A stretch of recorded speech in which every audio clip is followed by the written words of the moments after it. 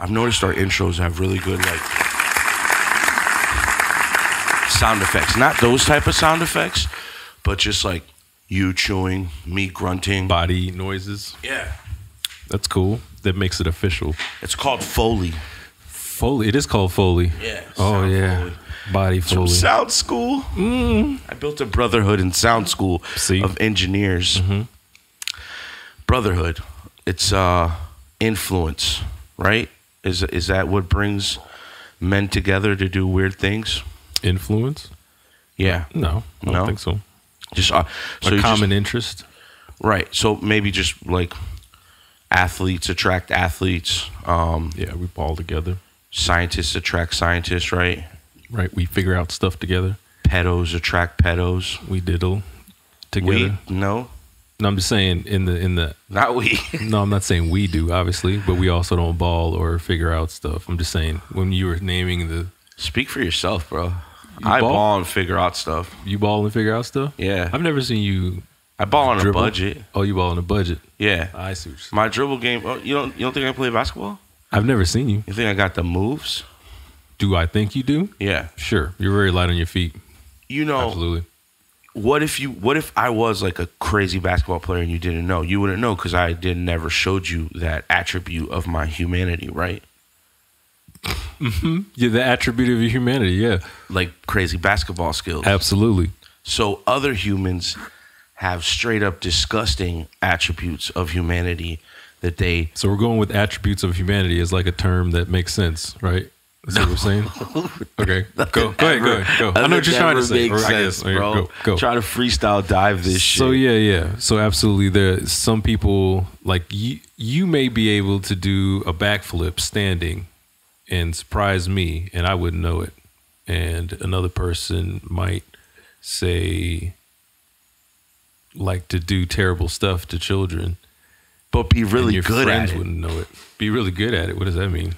Like At hiding it? There's different types of At hiding people, it? right? Or, well, not just hiding it, but also like creating an environment to better suit their needs. You know what I mean?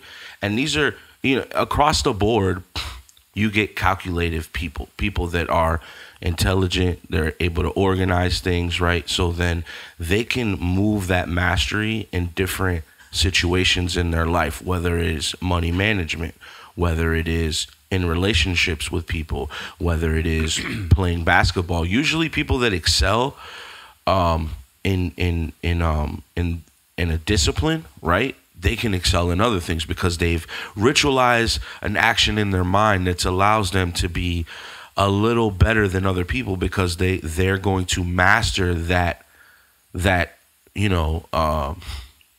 ability, right? Mm-hmm. And then if you're able to do that, then you can you can apply it to apply it to other parts of your life and do it other ways. So it's crazy to see people that are super successful in their life, in money, in sports, and in other things, and not use that ability for good, because we are a spectrum of people, and some people use those things for bad. Right. And what is it about Florida that attracts these motherfuckers? Is it the weather? Humidity, maybe. Humidity. I don't know. It's maybe the magnetic pole. Have you ever heard of Jeffrey Epstein? I have. Epstein. I have. I got a couple emails from you about this guy. This guy's a Florida resident. He also resides in St. Thomas. He's got his own island. He's a billionaire. Billy. And I don't know. Let's have Kimberly tell us about it. Hey guys. All right. Welcome back. I hope you had a delightful week. Kimberly. So you guys ready? I'm going to be honest, this guy Jeffrey Epstein has got to be, well, let me start out by saying allegedly, the worst pedophile. Billionaire Bill Cosby ass young Weinstein with no belly ass Lolita Express lounging ass fly to an island with Bill Clinton to trade virgins. The story hurts me like when Bruce Jenner did it go through with the full surgery and only became Caitlyn with half the body and still has male genitals. Come on, dog. Disgusting, even worse than R. Kelly. I Believe I Can Fly being played at an all-girls Mormon high school. No, bro. This guy makes me feel worse than when Monica Gallagher died on the last episode of season 7 Shameless. Spoiler alert. It wasn't an overdose, brothers. I haven't It seen was a that brain episode hemorrhage. yet. I spoke to the God algorithm and he seems to think there's a good chance Jeffrey Epstein will get a blood clot and die of testicular cancer to his egg-shaped penis. Just some computer science to think about. One love. Allegedly. One love. Allegedly. Had nothing to do with that Kimberly quote she just put out, but it was. It's all funny. alleged. It was pretty funny. So Jeffrey Epstein is a billionaire. This guy made his money in the good old financial services. So basically, this guy was a mathematician in the 70s, all right? He was at a very reputable school. And we're going to pause for a second. What's up, Cosmo?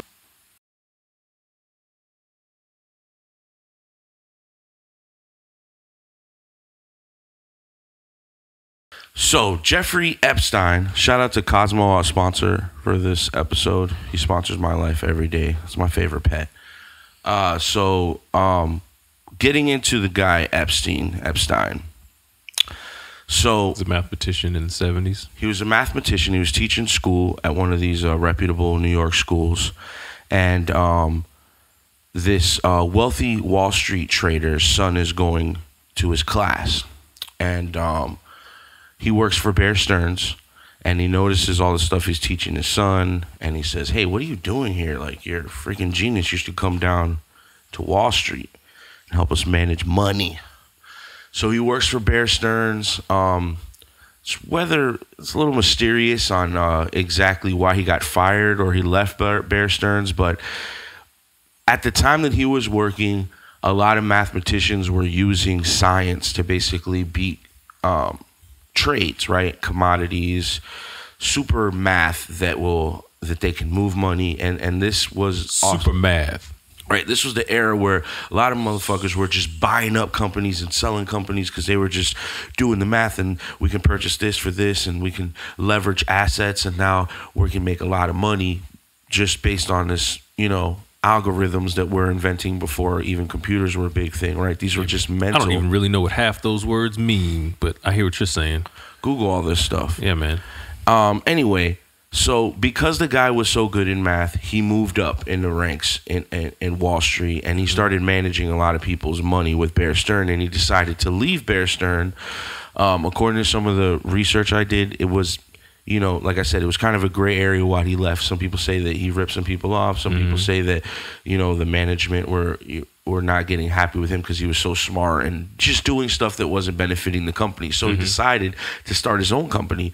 And one of the first clients he got was this guy named Les Wexner. And Les Wexner owns... Wexner. Yeah. He owns... You ever heard of Les Wexner? He owns Untitled, which was like a garment for women, and then he later on bought Abercrombie and Fitch, and he also owns Victoria's Secret. Okay, the reason I bring this guy up is because this is the way that Jeffrey became a billionaire. Is that what Victoria's Secret is? What? Sorry, I'm jumping ahead. Go ahead. Oh, maybe. Is that the secret? Well, anyway, the guy, what you're going to start to see overwhelmingly is the guy is related to a lot of these creepy type of alleged looking dudes that are involved. You got to sprinkle the word alleged throughout the conversation. A lot of alleged. Not even if it's in the right part of the sentence. A lot of allegedly. We just like, if you could throw it at the end of the sentence. Yeah. Just over like some sasson. You know what I'm saying? Just throw some like. Not to alleged. mention, we hired 43 powerful attorneys, and they're all behind the camera. You can't see them right now. They're just looking at us and making sure everything's okay. All right. And so through his relationships, he really starts to build his worth. And the reason why would you just give this guy money? Well, this guy is so intelligent that he knows how to maneuver money, save you money, save you money on taxes. And when you read some of the quotes, whenever people get to ask him, he just says, well, wealthy people are in the business of keeping their money. And if I can help them keep their money, then that makes me a wealthy man. So he started this private equity firm that basically says, if you have $1 billion, you have to have at least $1 billion to come with me. Come with me. I'm going to charge you one flat fee of $75 million a year, and I'm going to manage your money, and you're going to be the wealthiest that you've ever been in your life.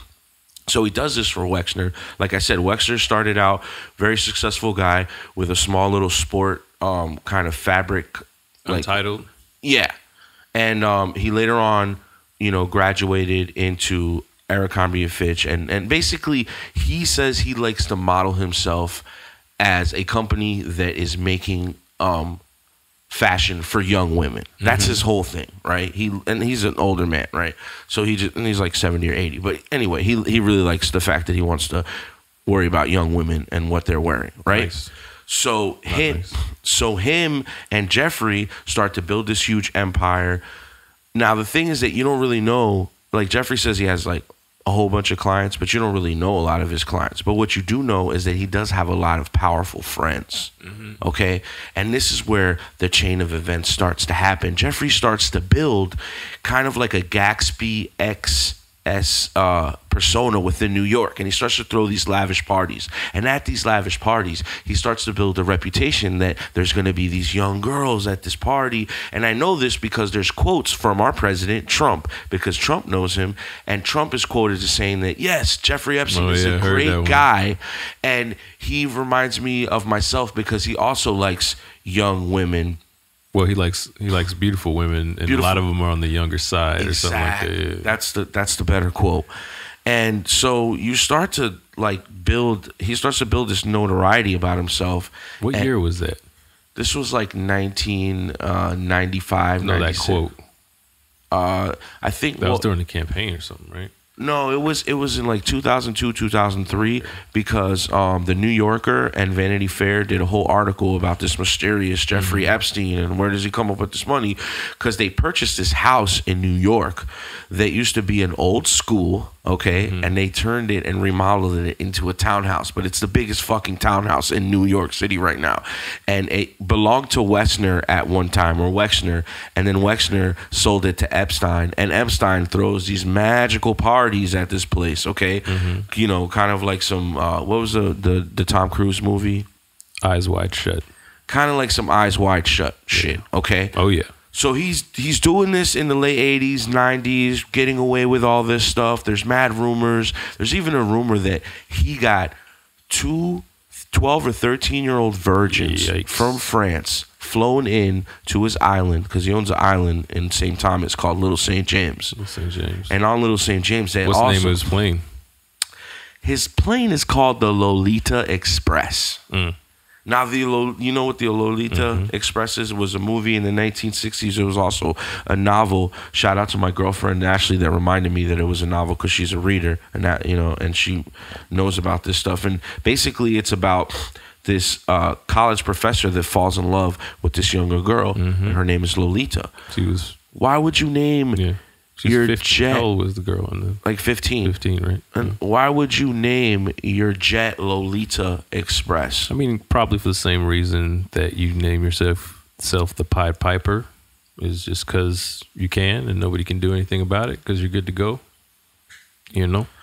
Well, a question that you guys are probably asking yourself is, how does this relate to Florida, right? Like, we're talking about New York, big money tycoons. We're talking about St. John's and an island that he throws these magical parties at. And the reason why it relates to Florida... Magical? I don't know. Well, that's the way he's promoting it. Yeah, okay. In that instance, you said it, though. Right. Well, I'm trying to describe what people are hearing, because he's like a Gatsby type of character, for sure. That's like, mesmerizing all these elites, these rich politicians and money brokers and money people and barons of wealth and just people of affluence. And where do people of affluence also go? They go to Palm Beach, Florida, right? Yeah, there's a lot of them there. Why is that? What's up with Palm Beach? I think Miami was a very popular place that a lot of people would vacation. So the rich started to settle a little north of that, shit. and That's Palm Beach. Yeah, and there was a famous, I can't remember his name, but he was a designer. Trump's Mar-a-Lago estate was owned by that guy, and that guy basically settled that city, Palm Beach, and made that hotel, and then started to build the other houses and basically promoted it. Florida's always been a snowbird kind of state, so a lot of rich would come down here for vacation.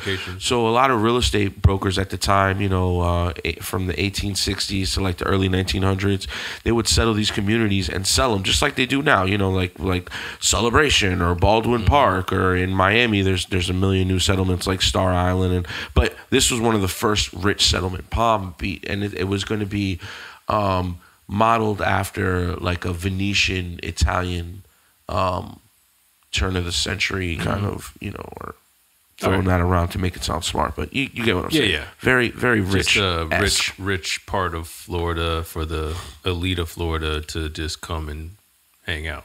Right. So he moved to Brillo Ave because he's dirty and he needs to clean. So in Brillo Ave, ooh, it hurts too. I want to play this little interview so we get a better description of what exactly he was doing at Brillo Ave.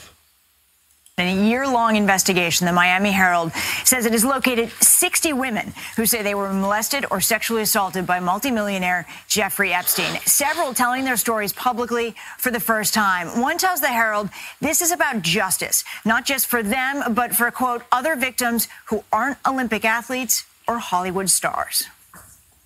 This is video of Jeffrey Epstein's home taken by investigators during a search of the multimillionaire's Palm Beach mansion. It is where He's a billionaire, by the way, not a millionaire. Yeah, why is she saying that? They throw that around at these. He even says billionaire right there.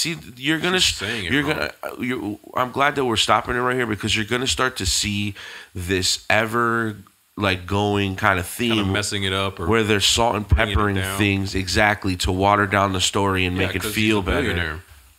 Epstein was involved with at least 40 underage girls, some of whom he had sex with, according to court filings obtained by NBC News. Several of his accusers speaking out for the first time to the Miami Herald. I was 16. I was 16. I started going to him when I was like 14 turning 15. A report from the Palm Beach Police Department alleges the girls were promised money in exchange for massages, and that a female who recruited young teens for the tycoon allegedly told one victim, the more you do, the more you get paid. He just laid down in his towel on his stomach, and he was just talking to people on the phone. When he flipped over, that's when he said, okay, you can go ahead and take off your shirt and pants. The accounts include accusations from indecent exposure to inappropriate touching to rape. The then underage girls say they were lured by the cash.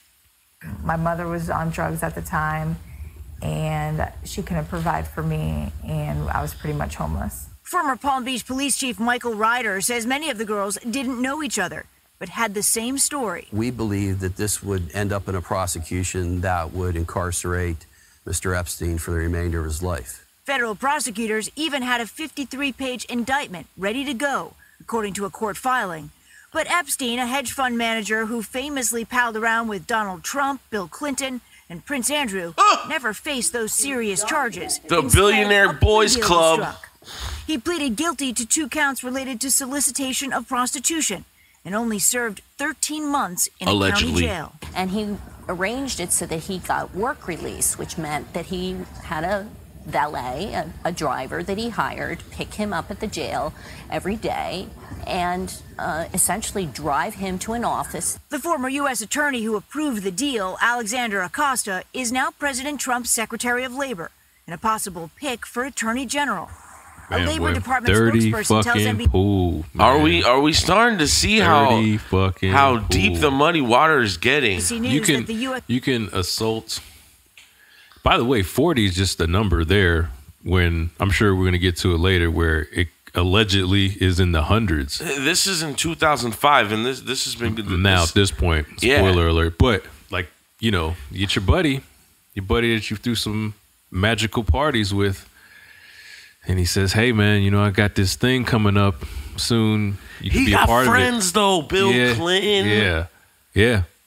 That's what I'm saying. Trump. That's what I'm saying, man. That's U.S. Attorney's Office dirty defended the deal across 3 administrations and pointed out that Secretary Acosta was asked about the plea deal during his confirmation. Oh my God! Listen to this. Year. This is professionals within. This is the state attorney, okay, that basically prosecuted him at the time. So now he's the labor secretary, all right? But at the time, he was the state attorney in Palm Beach, okay? And again, over 40 women. We're going to give the guy 13 months in jail, okay? Not to mention... work release. The plea agreement, okay? Within the plea agreement, he basically allowed the defense attorney of Epstein to write in a non-prosecution agreement that would say, after this is settled and he pleads guilty, you can never prosecute him again, and you can't prosecute any of his friends that are involved. Yeah. That's never happened in the history of criminal justice, where you throw a blanket protection over the defendant and everybody he's associated with. But of course, I mean, his friend's Bill Clinton. You think Bill Clinton was on the Lolita Express? Oh, yeah. You know, first class. You know what else? Something as I was cramming for this episode, the actual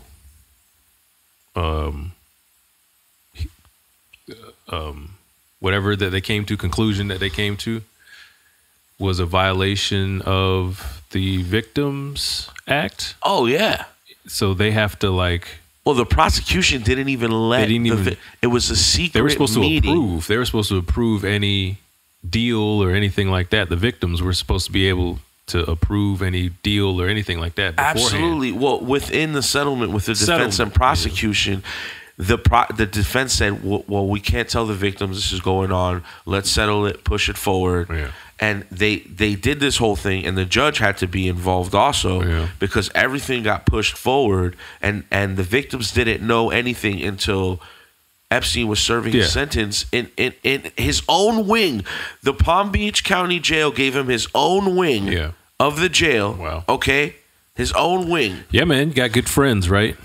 Great friends. 13 months in jail for 40 women. Okay, you got 18 months. You're only going to serve 13 months. Underage, and we're saying women too. Thompson, you know what he did Monday through Saturday? He was allowed to leave his cell for 16 hours a day.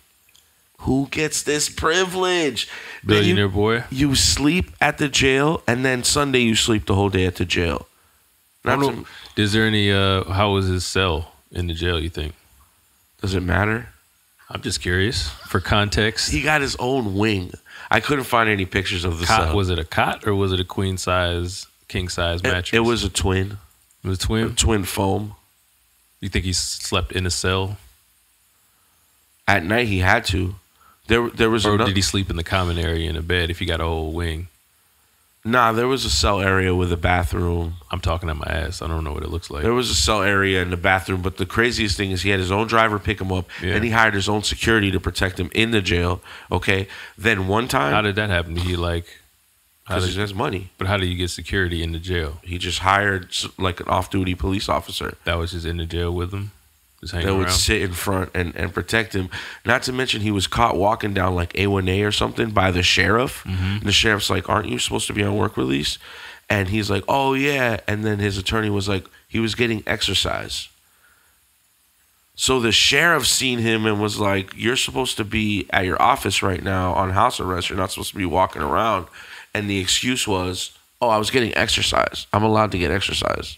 Down A1A, looking for a little something strange for a piece of change. But listen to the prosecutor, because this is hilarious. This is of course he got the hookup job. Allegedly, he got the job because this is all alleged. You want to say it real quick? Allegedly, yeah. Prosecutor's office decide that a plea that guarantees that someone goes to jail, that guarantees that someone register generally, and that guarantees other outcomes is a good thing. The former Palm Beach I'm sorry, 40 victims. Yeah. This is a good thing. Generally. This is a good thing. He registers generally. He's usually where he needs to be. Oh, how deep the Super Bowl of pedo gets. Police chief disagrees. I think almost the entire system failed them. The 2008 agreement protects Epstein and anyone who worked with him from federal charges. He is a registered sex offender but can travel freely to homes in New York, Florida, and the Caribbean. Alleged victims are now fighting to get Epstein's deal thrown out. Emboldened by the Me Too movement, they want their stories heard. Just such shock. Yeah, man. They should. They should be pissed off, man. That's so crazy. It's not fair is what it is. And you feel helpless. You feel powerless for stuff like that. I'm not even part of it, and I feel like that. It gives me anxiety to know that people can just get away with stuff like this. Bad and just all the time. There's every huge thing that you really have no control over. But this especially for these girls, man, and they don't have anybody to really, especially now. Now. You do have to give it up to the Miami Herald. They did like a year-long extensive research to really. This is why a lot of us know all these facts. So you got to shout out to them. I wanted to play a clip from one of their websites. This is actually one of the teen victims, because I want to hear it from one of the victims, because we can judge and look at it from the context of what we're getting from media and stories, but I want you guys to look at this like we looked at it and see like how real it is when it affects somebody on a personal level, and just how he, like, again, this guy is a mathematician. He's really good with money, but he's also good at manipulating these little, these young girls, and basically they become like little women because he's stolen their innocence, and they'll always be like that until they grow up. And it's a sad thing that vampires allegedly like this exist. Say allegedly. Do we really have to say allegedly though? Because he's registered, right? It's safe. He's a billionaire. He's registered as a sex offender, right? Yeah, but he just got money to throw away. You never know. So we're just saying allegedly, just in case. Just in case. It's like almost allegedly. We don't really know. We weren't there. No, we weren't there. We weren't there. We've just been sitting at this studio house thing. Yeah. Researching. Allegedly. Young, I was scared. I knew these people were powerful. I didn't know what would happen if I said no. I didn't know what would happen if I reported them. That 16-year-old girl just let it happen. And that was how I got into the abuse with Jeffrey and Ghislaine. Virginia Roberts was working in the spa at Donald Trump's Mar-a-Lago club in Palm Beach when British socialite Ghislaine Maxwell introduced her to multimillionaire Jeffrey Epstein. The training started immediately. I mean, it was everything down to how to give a blowjob, how to be quiet, be subservient, give Jeffrey what he wants. A lot of this training came from Ghislaine herself. And being a woman, it kind of surprises you that a woman could actually let stuff like that happen, but not only let it happen, but to groom you into doing it. And then there's Jeffrey who's telling you, I want it this way, no, go slower, and don't do that, and do this.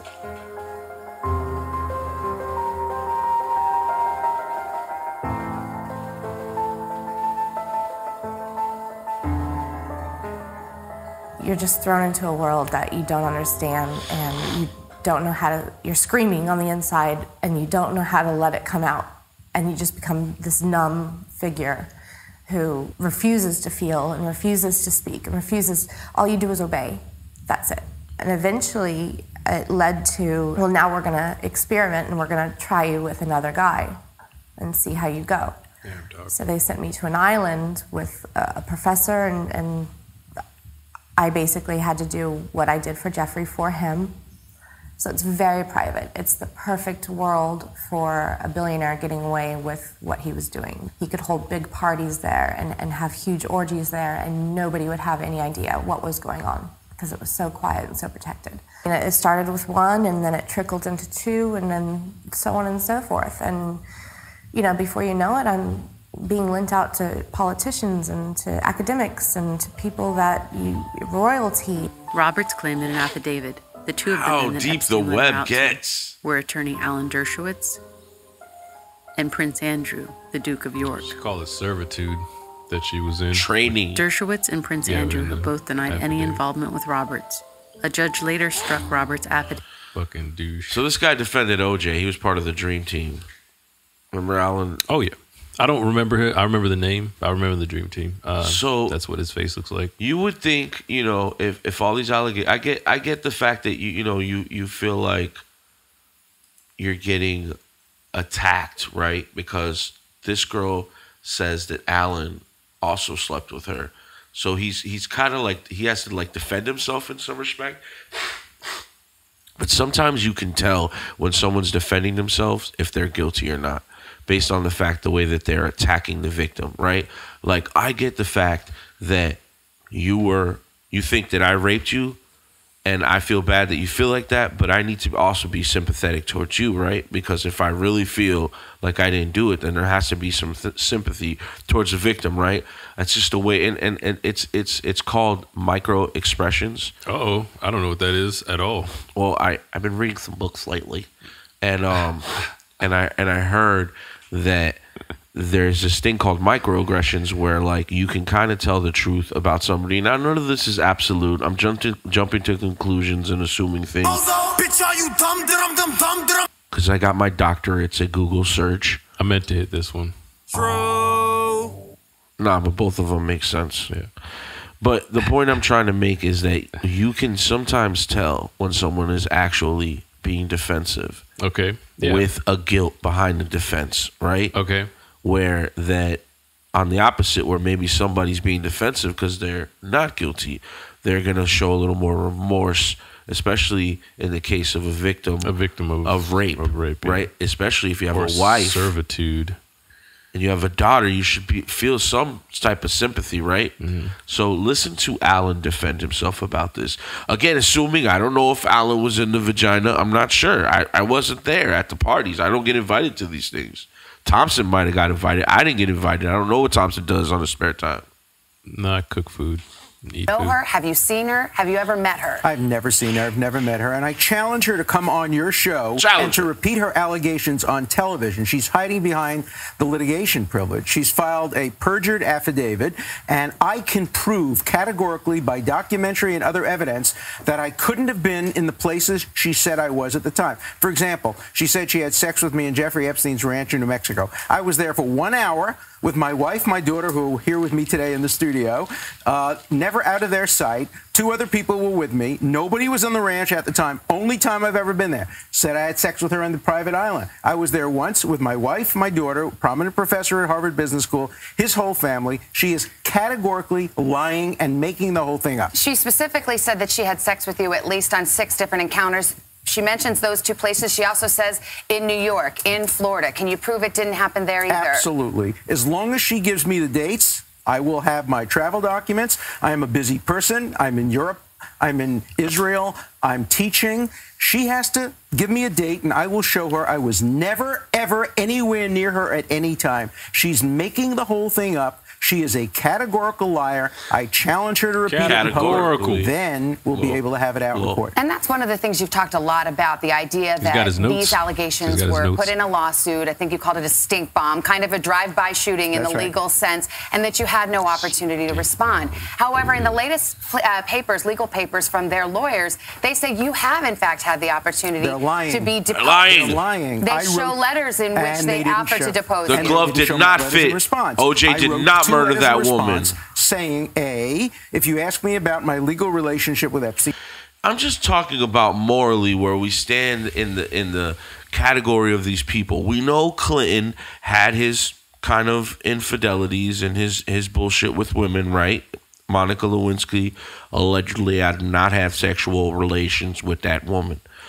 We know that Alan Dershowitz is an attorney, but he defended OJ, which murdered, basically, it seemed like allegedly OJ Simpson murdered Anna Nicole Simpson. No, that's the wrong blonde. Smith. Anna Nicole Smith.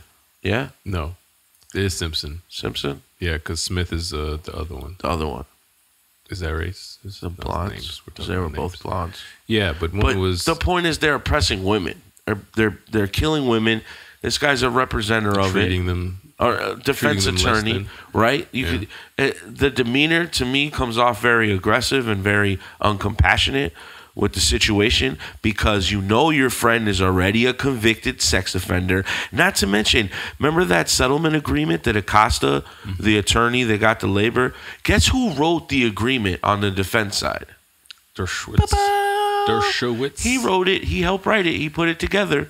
I mean, there's a lot of kind of like little tidbits falling into place that don't look good for the guy. As far as like if we're judging. Tell me who your friends are, and I'll tell you who you are. You say it a lot. Saying my mom used to say all the time. When you hear I was it a lot. young. You know, you hear that a lot. Is that's usually true. You know, if you're around pedos, wouldn't you want to just like back yourself off and say, look, I know that this guy was hey, guilty babe, of those I'm type of going things. Over Jeffrey's house. Isn't Jeffrey a pedophile? Yeah, but he's a good guy. He's got islands. He's got this like really cool plane. Check this plane out, babe. He's gonna take us on a On plane. board the notorious Lolita Express. Called the Lolita Express. Private jet at the Babe, center of are you a sure you want to sex go with this guy? It's called scandal. Lolita Express. Remember that book that we probably read because we're old? Underage girls. And, we're saying he's a pedo, but you still want to go? No, he is a pedo. He's a convicted sex offender. Yeah, that's what I'm saying. He's convicted. I'm still playing the part of the wife, being like, babe, saying all these things. I can't imagine saying that to somebody and it being like, oh, okay, cool. Or telling like my mom where I went for the weekend. Unless you're Bill Cosby's wife. Unless you're kind of down for the clown, as they say.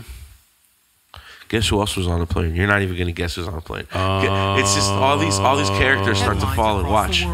Sleazy Wall Street tycoon Jeffrey Epstein used the Lolita Express to ferry a bevy of beautiful young women. Among the passengers, ooh, that's a good one. President Bill Clinton, hey, Prince Andrew. On almost every trip that I did go on, there were young girls around. In this Inside Edition exclusive, Shantae Davies takes us inside the secret world of the Lolita Express, named for the controversial book and movie about a professor's infatuation with an underage girl. Shantae made several trips on Jeffrey Epstein's That's what else sucks. Lolita That's what else Express. sucks about the powerlessness of it all, is that they can flaunt it in your face. You can't do anything about it, world. The pilot's like, I'm flying what? The Lolita Express to the... That's my what? Man, that's what's crazy. Still technically getting away with it. Oh, he got away with it, bro. I mean, still happening. I don't know about still happening, but maybe. Anyway, that's allegedly. Allegedly. Go, sorry. She says she was one of several young, attractive women hired to travel around the world giving massages or yoga instruction to Epstein and his rich and powerful friends. When Shantae was hired, she was a struggling 22-year-old actress. She once played a lingerie model in a movie called Exposed. And what did Les Wexman own? He owned a lingerie. Victoria's Secret, right? Yeah, I mean, all these guys own something. She was 22, this lady. These designs are really great. Shantae worked as a masseuse, but says she never had sex with Epstein. Did you ever think that maybe more was going on than simple massages? Looking back, of course. Was there a bed on the airplane? Actually, yes, there was, yeah. On one memorable flight on board a plane like this provided by Air Hollywood, was that her? She says she made peanut butter and jelly sandwiches for passengers, including Oscar winner Kevin Spacey, Chris Tucker, and Bill Clinton. They were all flying to Africa on a humanitarian mission. Remember that scene in Rush Hour 2?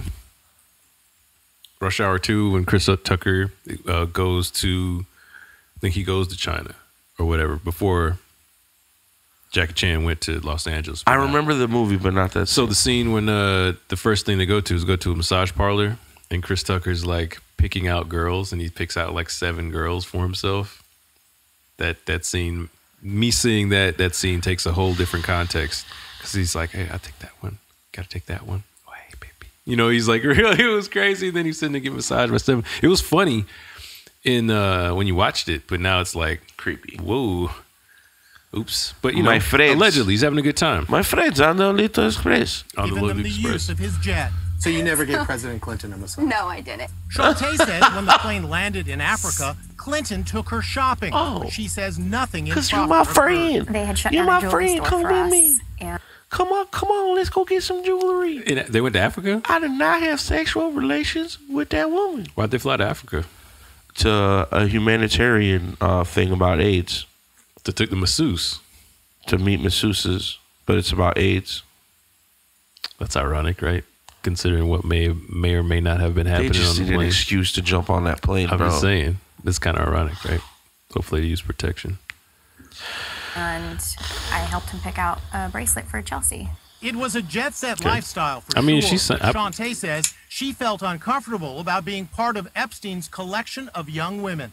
You saw young women around Jeffrey Epstein, and they didn't seem to have regular jobs, and you started wondering, why are they here?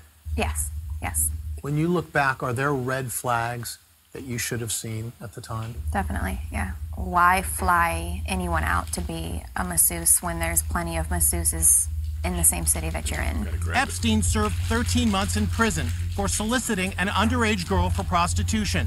Now just looking at the front page. How does an underage girl, how is she able to prostitute? Like, how is that even a charge? Like, it's child abuse. Yeah, that's true, right? That's a weird kind of like phrasing of that, calling the underage girl a prostitute. But if that's what the girl is, if that's what she's doing. Well, the crazy thing. I mean, I don't know if it's something she decided, to do, or if it's one of his. You ever heard of a Ponzi scheme? Yep. Ponzi scheme is, but I'm going to explain it to the audience. It's basically when, let's say I'm selling a product, right? And I want Thompson to sell it. I'm going to tell Thompson, hey, help me sell this product. And then you go get people to help me sell this product. And eventually, everybody starts to work for me and I'm paying everybody. Now, sometimes these things collapse because I start to get money from him to pay the other guy. And then there's no money left over because I'm trying to overcompensate for everything. And most of the time, the guy at the top disappears with all the money.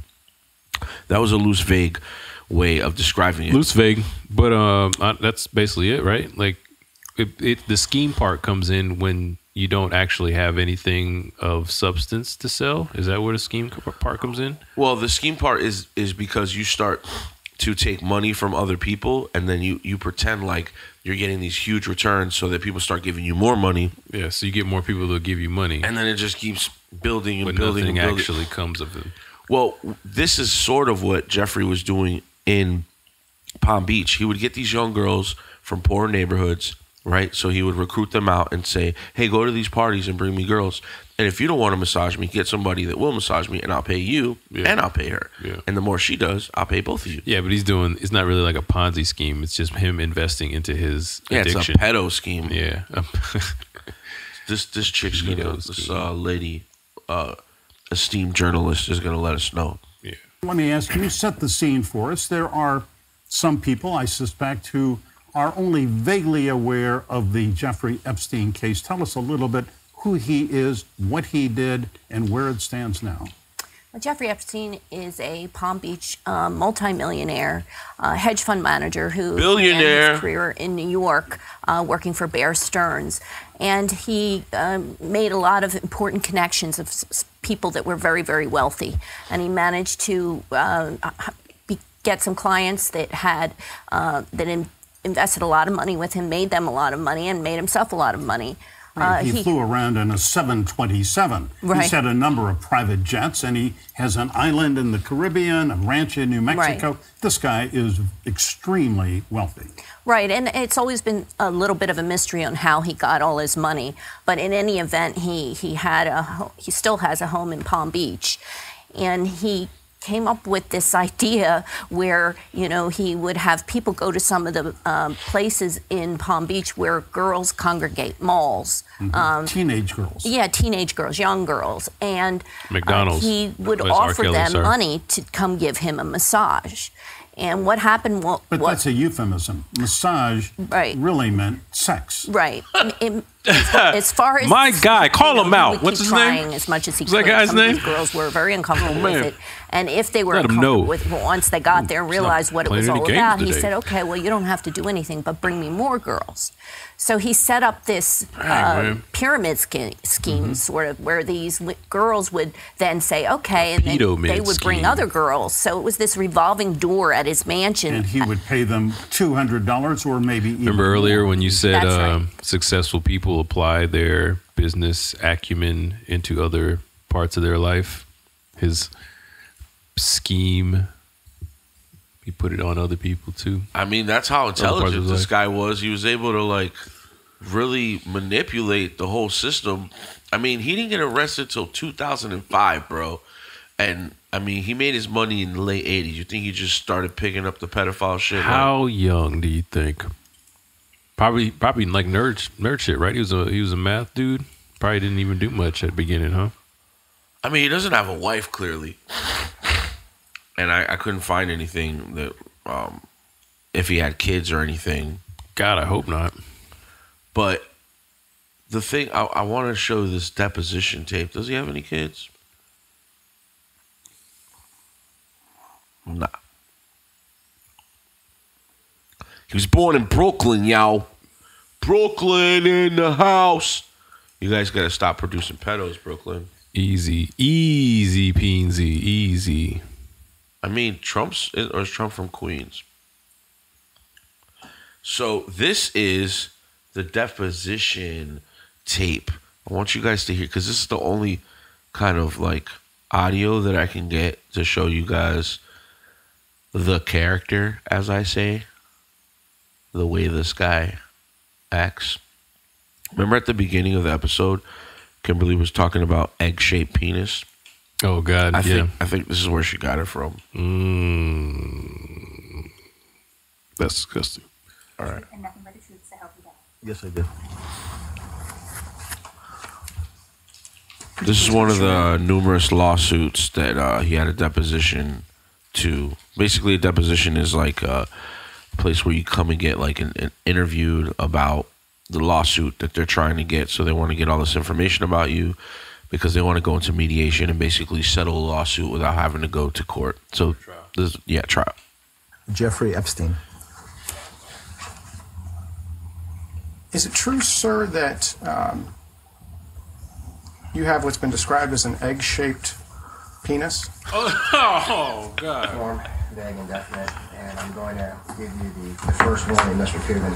Yeah, I'm going to give you first warning. Questions are not only argumentative, but directed in a manner to embarrass Mr. Epstein. If you continue with this type of question, I will adjourn the deposition immediately.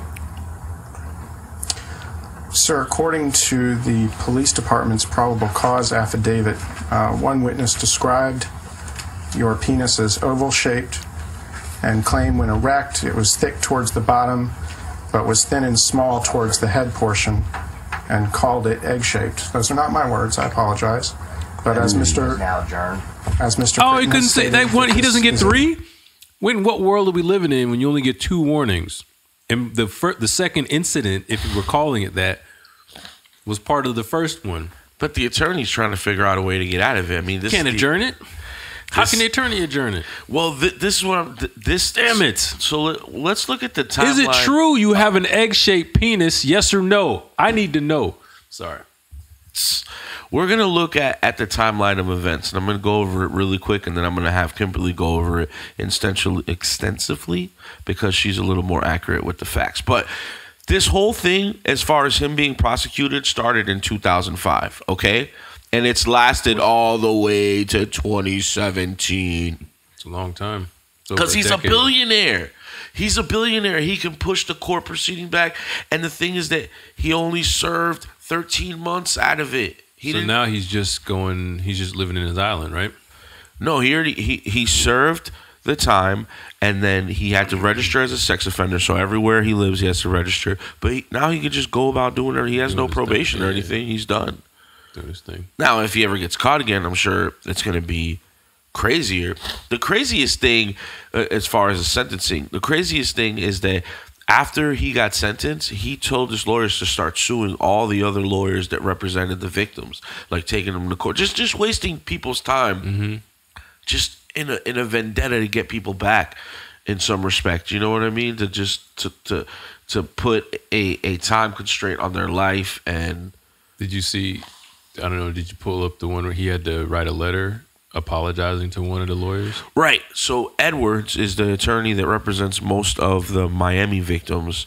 And in 2018, he started, well, I think earlier, but in 2018, there was a settlement from the lawsuit that basically said that Epstein had to apologize because Epstein was accusing this guy Edwards at basically coming at him aggressively and trying to ruin his reputation. But he had to apologize in court. He had to. There's actually a story about it. Nice. Yeah, right. In Florida tonight, multi-millionaire and politically connected money manager Jeffrey Epstein struck a last-minute deal today to settle a civil suit that would have exposed details of extensive allegations of sexual abuse against him. Some of his accusers were ready to testify. Jerika Duncan is in West Palm Beach. After today's last-minute deal, Jeffrey Epstein's victims may never be heard in court. Brad Edwards is the attorney who represents several of the women. Do you think Epstein will face any criminal charges? Could he face criminal charges at all? He could. Do I think he will? Probably not. I mean, that's just the reality of who he is versus who the victims are. Damn. According to the Miami Herald, in 2006, the FBI launched a probe into allegations that Epstein sexually abused dozens of teenage girls by having his personal assistants lure them to his home, where they thought they would be paid for giving massages, but would instead perform sex acts. To fight those allegations, Epstein assembled a legal dream team that included Alan Dershowitz and former special prosecutor Kenneth Starr. The multimillionaire could have faced life in prison, but with their help struck a deal. He pleaded guilty to state felony prostitution charges and served a 13-month sentence. Epstein was allowed to spend up to 12 hours a day, 6 days a week at his office. The federal prosecutor who agreed to the lenient sentence in that case, Alex Acosta, the current U.S. Secretary. Interesting people sitting across from you on that plane. If I'm sitting around and I see, you know, I keep using R. Kelly because we got to remember R. Kelly, people try to forget. That pee-pee. How you gonna make a video about peeing on people? And I'm sitting and I just see these cast characters. I'm in the wrong place, man. Not unless you want to be there. And that's what kind of makes people guilty, allegedly. You know, it's guilty by association, you know. And so that doesn't always work, though, right? That doesn't always apply. Nah, but there was another crazy thing. It doesn't look good. I think either way, I think even if you're there innocently and just having a good time, I've walked into a good time before. You know, hey man, you want to go blah blah blah? Sure. I don't know you, but fine. Next thing you know, I'm on a yacht. I've been there before. Wow, this is fun. But who knows? The guy that offered me that good time may have been Jeffrey. Epstein. Yeah, but that's a one-off chance. Like that's what I'm saying. Like maybe that happened on the celebrity level. You know, maybe I'll give that to Chris Tucker. Kevin Spacey, we know what's going on with him. Yeah, we know what went on with Bill Clinton. Yeah. We know what goes on with Trump. I mean, you know, there was a 13-year, there was a girl right before Trump was going to get elected that supposedly was 13 at the time, but she was a little older now, and she wanted to basically come out with the story about how Trump raped her when she was 13 at a Jeffrey Epstein party. Then that's where the association is. Now, I will say she never came out with the story and eventually just disappeared from the media and Trump became president. So it is all alleged, but it's a hell of an alleged situation. It's a big old bag, like a bag full of allegeds. Whole big, yeah. Like I can't even carry them shits up the stairs. Like, you know those balls where little kids play? Yeah. They're all in there. Just yeah, like a big ball pit of allegeds. They're all slimy and stinky and they got all kinds of like crazy people auras. Are getting labor security deals, labor secretary deals, like... This is just the plot thickens and it gets deeper and deeper. Man. The way that he can push the system, you know, I'll give some merit to this guy, the labor secretary Acosta, right? You go to prosecute him. It's 2005, right? 2005. Let's listen to this timeline because the pressure of having a billionaire team behind you all the time. You're just this prosecutor trying to do your job, you know. And I'm trying to play the devil's advocate because Acosta wasn't at any of the parties, but he was heavily influenced by the money that came down the pipeline. The association, like, oh my God, I'm an attorney.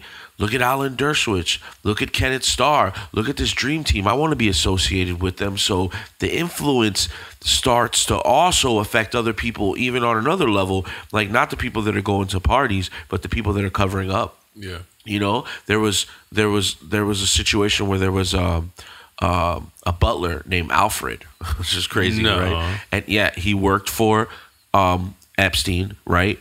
He tried to download Epstein's black book off the computer, right, and try to sell it for some money. When he went to go sell it, the FBI caught up with him and arrested him and gave him 18 months in jail. Ooh, right? He got 18 months.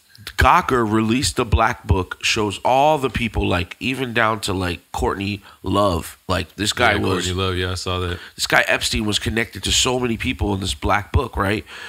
Were these people all coming to his parties? Like, why were they connected? With, you know, regardless, there's a huge association with these notable celebrities and even deeper than Kevin Spacey and all the people we've been talking to. Mm. But the guy Alfred gets 16 months or 18 months in jail. That's more time. 5 months more. Okay, just for stealing a book, than right? Raping underage and then girls. When he got out, he died of cancer. What? So the guy Alfred is dead. He went to jail, got out, and died of cancer. Damn. So it's a crazy, and so all this stuff is going on. Like again, at 2005, let's do the timeline so you guys get an understanding of how long it took to prosecute him. Now again, before 2005, he might have been doing all this crazy shit, but 2005 is when Pandora's box was open, and now all the investigation starts to come down the pipeline. 2005, March. A 14-year-old girl and her parents report that Jeffrey Epstein molested her at a mansion in Palm Beach. She said a female acquaintance and classmate at Royal Palm Beach High School had taken her to the house to give him a massage in exchange for money. Ponzi scheme. April, Palm Beach police begin trash pulls at Epstein's home, discovering a telephone message for Epstein with the girl's name on it, and a time that matched the time that she told police she was there. They find the names and phone numbers of other girls on message slips in his trash. October, with the police probe in full swing, one of Epstein's assistants calls one of the girls just as she is being questioned by police. Investigators begin interviewing more girls, as well as Epstein's butlers, who tell them that Epstein had frequent visits from girls throughout the day. On October 20th, they execute a search warrant at his house on El Brillo Way in Palm Beach. This is 2005. 2006. Now May, 2006. Police sign a probable cause affidavit charging Epstein and two of his assistants with multiple counts of unlawful sex acts with a minor. The Palm Beach State Attorney, Barry Krischer, instead refers the case to a grand jury. So the first charge was unlawful sex acts with a minor. Mm-hmm. And remember, fast forward, he eventually ended up getting charged with solicitation of prostitution with a minor. So see the way this, you guys are going to start to see the way this case starts to, you know, chameleon-like and change into different things to benefit the billionaire pedo. June, allegedly. The grand jury, after hearing from only one girl, returns an indictment of one count of solicitation of prostitution. The charge does not reflect that the victim in question and others were minors. July, Epstein's powerhouse legal team tries to negotiate. Huh? Kimberly said not even of a minor. It was just solicitation of prostitution. That's what it got upgraded to. A deal with the state attorney's office. Lawyers discuss a deferred prosecution in which Epstein would enter a pretrial intervention program and serve no jail time. July, after pressure from the Palm Beach police chief, the FBI opens a federal investigation, dubbed Operation Leap Year. Documents list the possible crime as child prostitution. November, the FBI begins interviewing potential witnesses and victims from Florida, New York, and New Mexico. 2007. May, as the U.S. Attorney's Office prepares to present the case to a federal grand jury. Bro, 2 years. We're going on 2 years. Yeah, man. Epstein's attorneys request a meeting to discuss the investigation. June, a 53-page indictment is prepared by the U.S. Attorney's Office. 53-page indictment. We're having textbooks. That's a lot of allegedlys. As, simultaneously, plea negotiations are initiated with Epstein's legal team. July, grand jury subpoenas are issued for Epstein's computers, which were apparently removed from his Palm Beach home prior to the police search.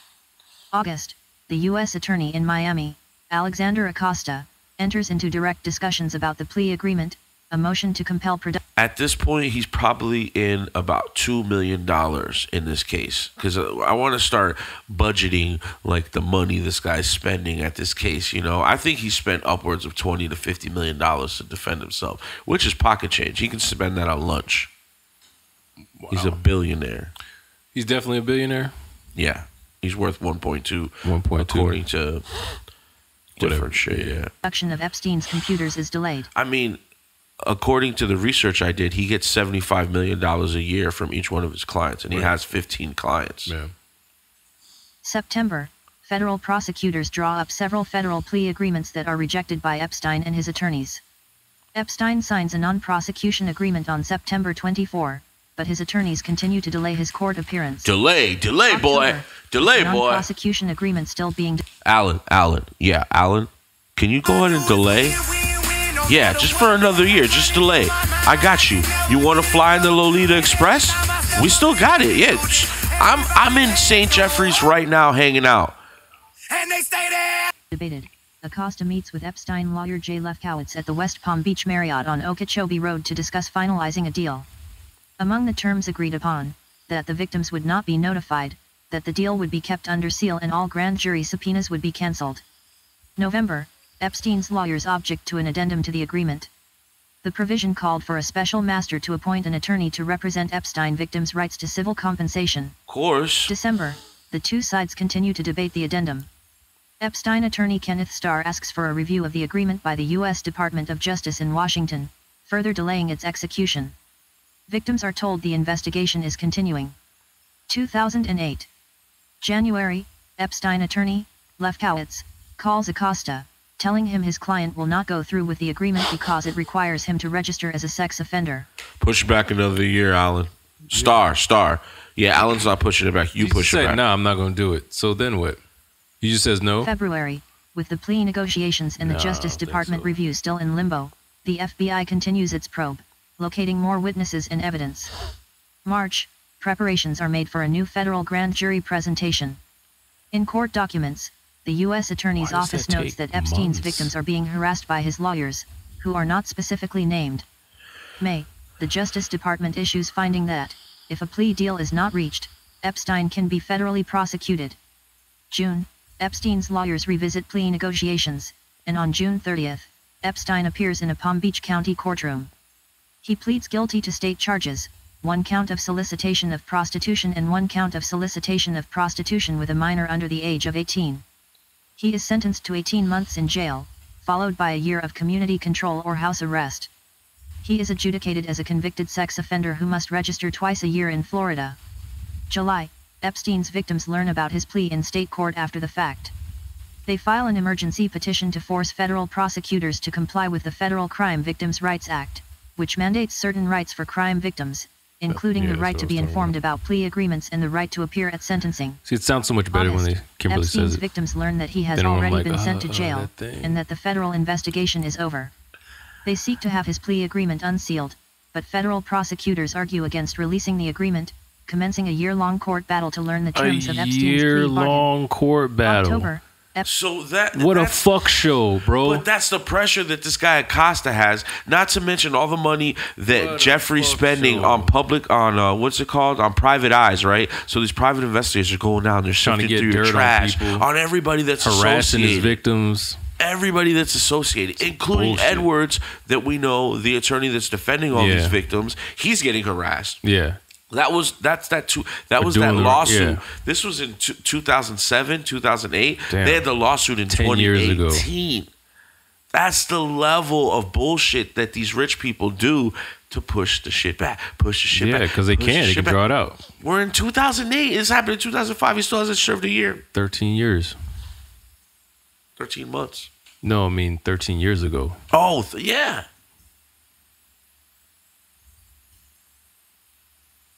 Epstein begins work release from the county stockade. He is picked up by his private driver 6 days a week and transported to an office in West Palm Beach. So this is the context of like what's going on while he's in jail. He accepts visitors for up to 12 hours a day. He returns to the stockade in the evenings to sleep. 2009. July. Epstein is released from the Palm Beach County stockade 5 months early. He must register as a sex offender and is on probation for a year, confined to his Palm Beach home except to travel to his office in West Palm Beach. Palm Beach Mansion. However, records show he frequently makes trips to Manhattan and to his home in the U.S. Virgin Islands. Of course. August, Got the Lolita Express. Palm Beach Police Captain George Frick finds Epstein walking along A1A in the middle of the afternoon, when he was supposed to be at work in his office in downtown West Palm Beach. Epstein says he is walking to work, even though the location where he is found is not a direct route to his office. His probation officer says Epstein has permission to get some exercise. I get some exercise miles away from where I'm supposed to be. The agreement is made public. By September, at least a dozen civil lawsuits have been filed by women who allege they were molested by Epstein when they were underage. Epstein begins the process of settling them out of court. Of course. November, one of Epstein's former butlers tries to sell to an undercover FBI agent a black book filled with the names of hundreds of girls and young women that Epstein allegedly procured for sex and massages. Kimberly said allegedly. Butler tells FBI agents he witnessed nude underage girls at Epstein's pool and had known that the millionaire was having sex with them. He also said he saw pornography involving underage girls on Epstein's computers. The butler/houseman. I remember those computers they disappeared. Yeah, man. You got to get them for that. Alfredo Rodriguez is later charged with obstruction of justice and sentenced to federal prison. He dies in 2015. The contents of the Black Book become public as part of several civil lawsuits. 2010. April. Flight logs obtained as part of civil lawsuits against Epstein show an assortment of politicians, academics, celebrities, heads of state and world leaders flying on Epstein's jets in the early 2000s. Among them, former President Bill Clinton, former National Security Advisor Sandy Berger, former Colombian President Andres Pastrana and lawyer Alan Dershowitz. 2011. March. 2 of Epstein's victims file a motion in allegedly the Colombian president was showing up with that federal court accusing the government of violating their rights by failing to notify them about the plea deal and keeping it secret. Among other things, they want the plea deal invalidated in the hopes of sending Epstein to prison. They accuse federal prosecutors of deceiving them with false notification letters. September. The US prosecutor is sending them fake notifications. U.S. Attorney's Office argument that it was under no obligation to notify victims prior to striking a non-prosecution agreement with Epstein because there were no federal charges filed against him. The decision marks a victory for Epstein's victims, but they're under no obligation to... It's because it was a federal law, and since the federal government didn't prosecute them, then they basically were protected because the state was the one that went after him. Acosta worked for the state. He wasn't a federal prosecutor. He was a state of Florida. And that was a federal act that was passed that you have to, if it's a federally... I see. So there's nobody in the federal government trying to go after him, even though there's other crimes happening in New York and California and there was another state too, right? Yeah, in New Mexico, he has a ranch out there because all the people that are associated, you have to throw Alan Dershowitz in there, you have to throw Kenneth Starr, and the Prince of whatever, and freaking all of them. Yeah, fuck them all, right? They're all in there. Nope, can't do it. You know why? But you know what I mean? No matter what the deal is, no matter what the crime is, no matter what, it's disgusting, man. And I'm afraid to not pay my parking ticket. Bro, and the way he stretched out the proceedings for years and years and years because his wallet is so long. And then it just eventually goes away. Like R. Kelly, it eventually just goes away. Or it doesn't go away. Maybe eventually there's some sort of weird docuseries that causes it to go viral for a little while, and maybe then. Yeah, but R. Kelly's not like a billionaire. No, but even him using his influence and whatever to stretch it out over years and years and years before it just eventually went away. Now it's just come back because he keeps doing it. He's flaunting it in people's faces, and there's still, it's old shit coming up again. That's what they're going to try to focus on with you can't the be Epstein wiping girls. your tongue with a cloth on. So weird. What is that even? That's so odd, right? Isn't that weird? I thought it was weird.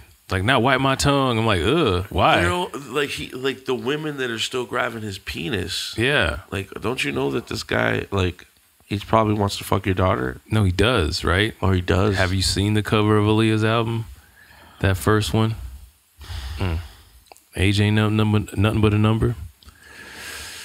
It's like it's right in your face. I think we were saying it a different episode. I forgot what it was, but you know, you can just tell somebody something and give them all the information and put it right in their face, and they're still like, you know, allegedly.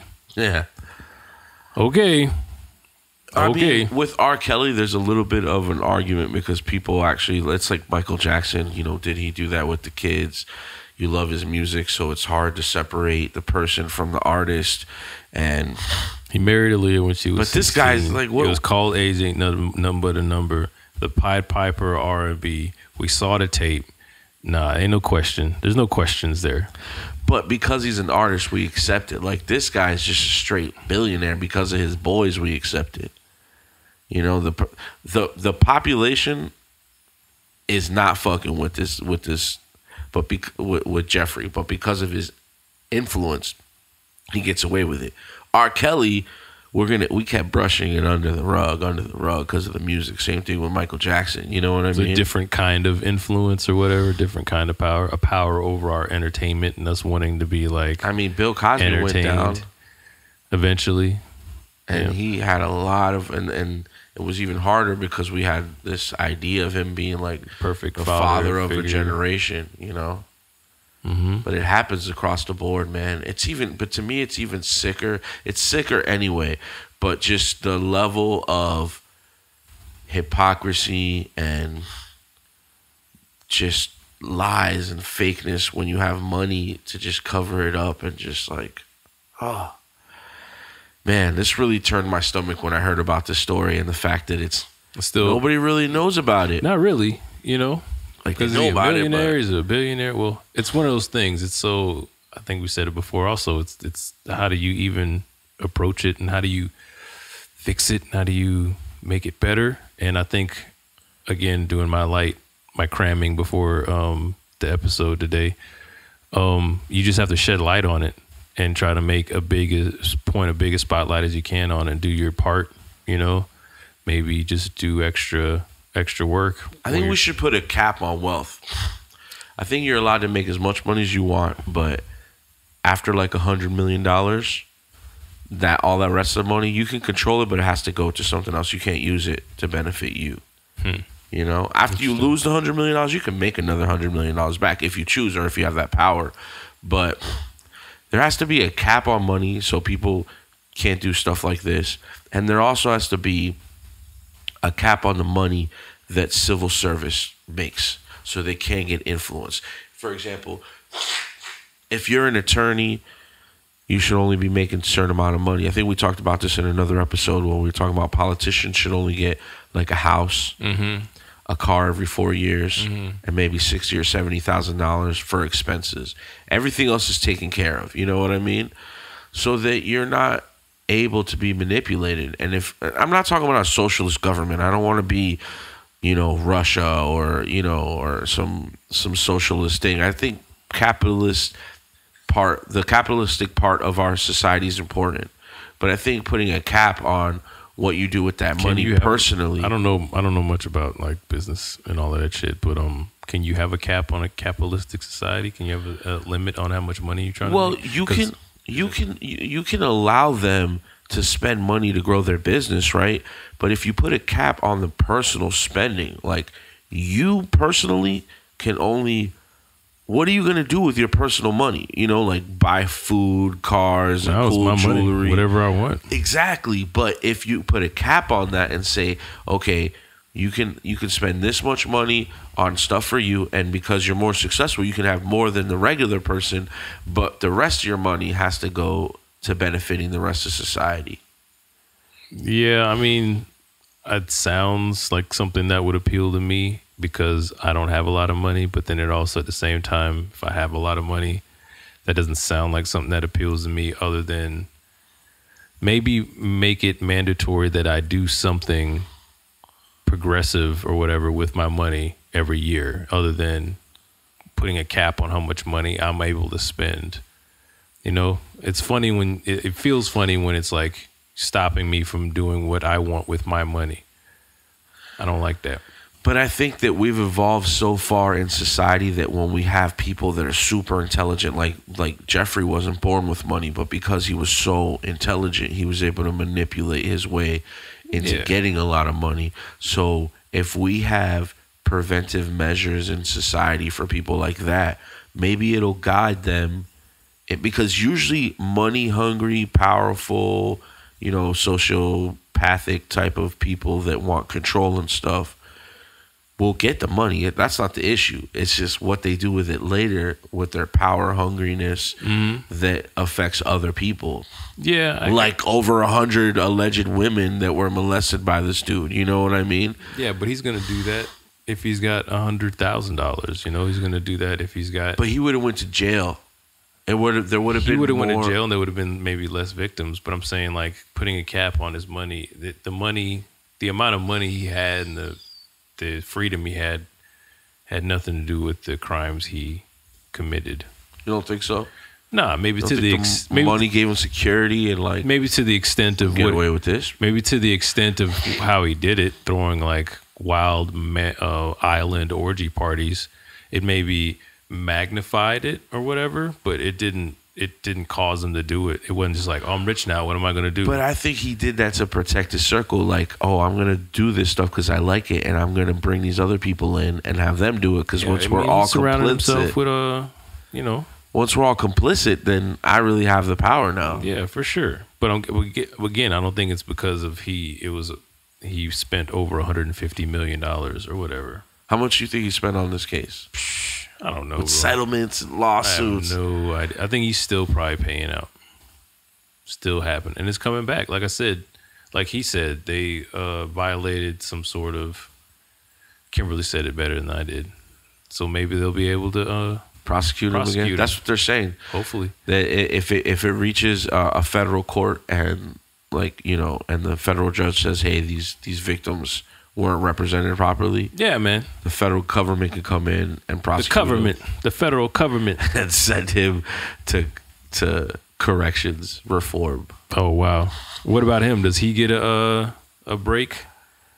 You know what I mean? I don't agree with pedos. But I'm just saying, we were talking about where we got to go, we got to educate. That was drug and fraud. If once you're doing something violent or you're doing something, physically to somebody, that's out the window. You need to go to jail for a while. And depending on how, I don't think there's no reform in that because it's who you are. Putting drugs and poison on the streets, not physically affecting somebody? It's different because pharmaceutical companies. It's one step away. The DA was trying to take down these big pharmaceutical companies with this prosecution because they were oversupplying these distributors with pills and stuff. We'll have to talk about that in another episode. But because they had so much power and lawyers and Harvard lawyers, the DEA's lawyers were like, nah, we're not going to prosecute these big pharma companies, and they're just super professional drug dealers. They just know how to really pay do their it, taxes, and organize it, and strategically distribute it, and make it and market it like, no, this is good for you. We're not on the corner selling you crack. No. This is chemical crack. Here. It's good for you. Side effects contain. We don't need a 17-year-old kid with a gold necklace. We have a doctor that went to school and he's got his own facility. Fuck a crack house. Come to the doctor's office. Yeah, man. Yikes. Yikes in the biggest way, right? Yikes in the biggest way ever, especially for... I still think those guys should get off. The big pharma companies should get off. They should go to jail for a little bit, but they should be reformed. Because they hurt somebody. It's the same thing with drug dealers. Unless the drug dealer mixed up too much fentanyl in his heroin cut and he killed off the whole block, that guy should go to jail. Yeah. You need to fuck with the right cut, bro. If you can't be a street chemist, you don't need to be selling drugs. Yeah, but when you're taking advantage of a problem and seeing a spot in the market, an opportunity to flood the market with pills, and you do it as a company. There's a demand for it. I know, but it's terrible for the area and the families and all of that stuff. And in the long run, the economy.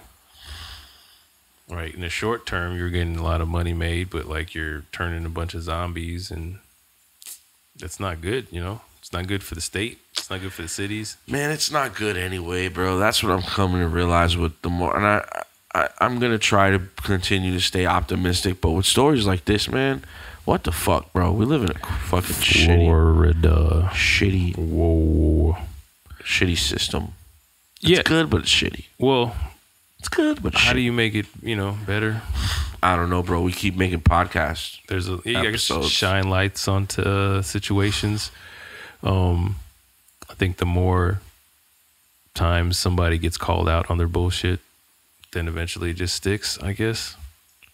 I don't know. It's scary to think about, for sure. Because motherfucker like you or me can't cross the street without getting arrested, booked, and prosecuted. Got to pay my $50 administration fee for the ticket. If I ain't got the bond, I'm going to stay in jail. You got what? If I ain't got bond money, I'm going to stay in jail. A lot of people are just in jail because they can't pay bond and they're waiting on a freaking date to see the judge. You're just going to stay in jail if you get? Well, a lot of times, if you don't have the money to bond out, you just stay until your court date. Oh, no, I thought you were saying you would. Well, hopefully not me because I have a little bit of money, but for the majority of people, and I'm not going to do a crime that, hopefully my bond's not going to be that crazy. I'm not going to do crime, period. I had to bail my friend out one time. I had to bail my cousin out 2 times. I never knew. I went through an experience that night. It was fun. Bailed my dad. Yeah, I bailed out a few people. Well, this is another episode. Make sure you guys reach out to us at Fresh Produce Florida Media at Gmail. Fresh Produce Florida Media at Gmail. That Gmail's probably over here. Or here. I don't know. I'm Phraydoe Peans. I'm still Thompson. Haven't changed it yet. Thompson Nader. Talberto. AKA Talberto. Reach out to us. Comment. Like. Subscribe. Let us know what you guys think about the podcast. Give us some stories we can talk about. Cool stories, hopefully not about pedos that we can look up at Wiki Pedo. Yeah, but if you feel like getting into Epstein shit, go look him up and try to mess it up for him and try to get him prosecuted and punished for it. Hopefully we motivate a civil rights attorney or something to go after this guy, because thank God, and shout out to the attorney, Mr. Edwards, man. He did this pro bono. He's been fighting this case since 2000 and something, and just going hard. And I want to give us a special condolence and respect. We joke a lot and we make this entertaining, but by all means, allegedly, there's been a lot of victims that this asshole took advantage of. And, you need to see your day in court. So don't ever stop fighting. Know that you have people that, when we find out about stories like this, we want to help and we want to back you guys. And if there's stuff going on today like this, let people like us know, don't ever be silent about these things, And parents, talk to your kids. We always say communication. Yeah. The more we bring this to light, that's make it a regular thing to talk about stuff like this. That's the only paddle in the boat to get us to a promised land, is talking about it. That's the paddle, talking. Getting us there, So shout out to you guys. It's always one love from me and Thompson. What's the name of the guy who did the documentary that you sent me on Epstein? The little mini doc that was on YouTube. I don't remember, but it's on YouTube. Type in Jeffrey Epstein documentary. Yeah, it was really good. Had a lot of good information, good interviews. And go to the Miami Herald, either website or their YouTube page. They did an extensive year-long expose on this whole thing. They interviewed all in the show notes. Yeah, I'll link all that stuff. And man, thank you guys. Appreciate your time.